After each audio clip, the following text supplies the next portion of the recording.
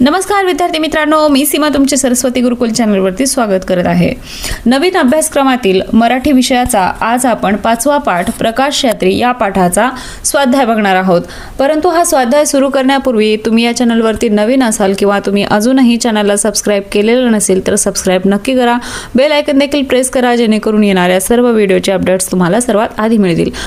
आणि प्रत्येक व्हिडिओच्या डिस्क्रिप्शन बॉक्समध्ये सर्व विषयाच्या व्हिडिओची प्लेलिस्टची लिंक दिलेली आहे। त्यावरती जर तुम्ही क्लिक केलं तर पहिल्यापासून ते शेवटच्या पाठापर्यंत सर्व स्वाध्यायाचे व्हिडिओ तुम्हाला एकाच ठिकाणी मिळून जातील। तेव्हा डिस्क्रिप्शन बॉक्स चेक करायला विसरू नका। सुरुवात करूया। यातील आम्हाला हे समजले या शीर्षकाखाली प्रश्न आहे। प्रश्न पहिला, कवितेतील खालील अर्थाच्या ओळी शोधून लिहा। त्यामध्ये अ, फुलपाखरासारखे स्वातंत्र्य हवे। उत्तर आहे फुलपाखरापळे हवे। आ, आम्ही स्वावलंबनाने ताठ उभे राहू, आमच्या पायावरती खडे।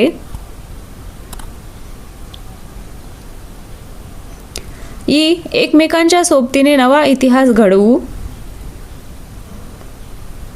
उत्तर आहे हात हाताशी घेऊन घडवू इतिहासाची पाने।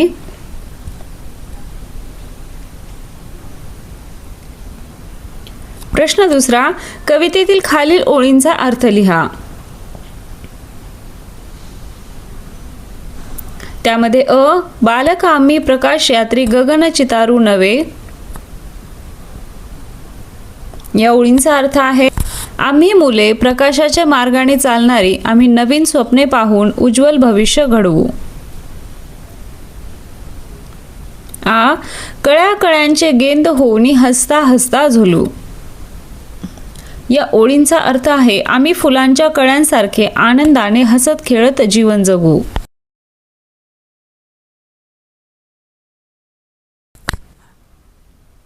ई, अंधारातून नेऊ अवघी वाट प्रकाशाकडे। या ओळीचा अर्थ आहे अज्ञान, दुःख व वाईट गोष्टी दूर करून सर्वांना चांगुलपणाच्या मार्गावर नेऊ। ई, घुमू नारा घुमू वारा सर्व बांधवा सवे।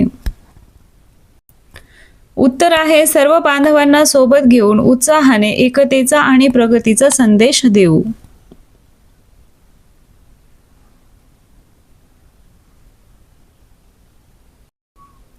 प्रश्न तिसरा, कवितेच्या आधारे खालील कृती करा।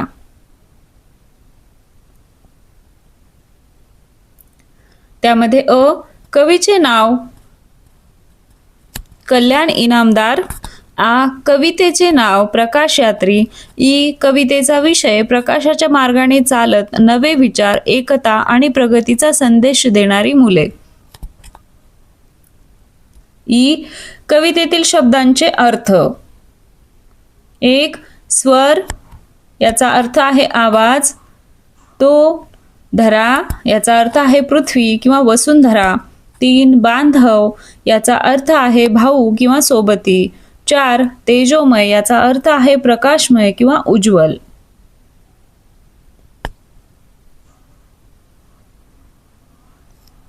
उ, कवितेतून मिळणारा संदेश।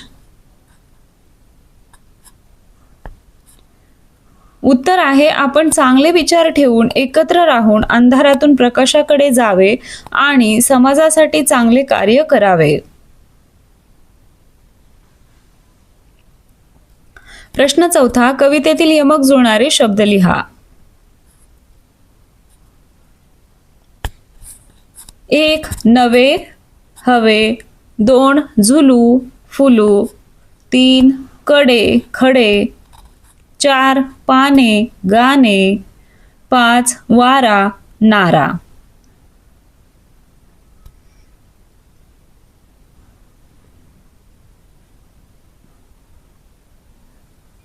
पुढे काही सामान्य नामे, विशेष नामे व भाववाचक नामे दिली आहेत।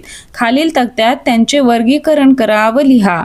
पाटी, गुलाब, प्राजक्त, वात्सल्य, माणुसकी, फूल, नवलाई, नम्रता, नदी, गोदावरी, चवळी, चांगुलपणा। तर यातील सामान्य नामे आहेत फूल, पाटी, गुलाब, नदी, चवळी।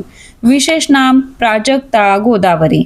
भाववाचक नाम वात्सल्य, माणुसकी, नवलाई, नम्रता आणि चांगुलपणा। तर अशा प्रकारे याचं वर्गीकरण आपल्याला करता येईल। आलं लक्षात?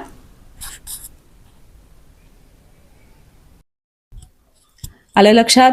आशा आहे तुम्हाला सर्व प्रश्नांची उत्तरे समजली असतील. आपल्या चॅनलवरती विविध विषयांच्या स्वाध्यायाच्या व्हिडिओसोबतच विविध प्रकारचे भाषणे, पत्रलेखन, निबंध लेखन, आर्ट अँड क्राफ्ट या सर्वांचे व्हिडिओ चॅनलवरती अवेलेबल आहेत. त्याचबरोबर प्रत्येक व्हिडिओच्या डिस्क्रिप्शन बॉक्समध्ये त्या विषयाच्या प्लेलिस्टची लिंक दिलेली आहे, ज्यावरती पहिल्या पाठापासून ते शेवटच्या पाठापर्यंतचे सर्व व्हिडिओ तुम्हाला एकाच ठिकाणी मिळून जातील.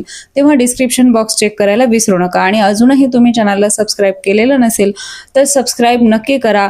हा व्हिडिओ आवडला असेल तर व्हिडिओला लाईक करा, तुमच्या मित्रांना हा व्हिडिओ शेअर करा आणि सर्वात महत्त्वाचं म्हणजे परत एकदा सबस्क्राईब करा. तर भेटूया अशाच एका नवीन व्हिडिओमध्ये. तोपर्यंत धन्यवाद.